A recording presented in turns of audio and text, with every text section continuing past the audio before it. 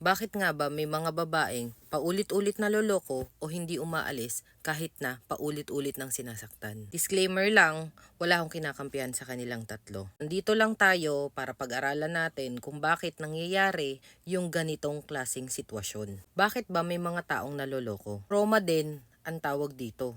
Sa ibang form nga lang. Psychologists call it as trauma bonding. A pattern where a person is emotionally attached to a person who repeatedly hurt them. Often rooted sa neglect, rejection, o lack of validation sa childhood. Kaya hinahanap ng utak ang same pattern na familiar kahit na masakit. Hindi yan kahinaan. Yan ay nakawire na script sa ating nervous system. And healing comes when awareness breaks the loop. So whether man loloko o niloko, parehas na may dalang sugat at parehas may karapatang gumaling.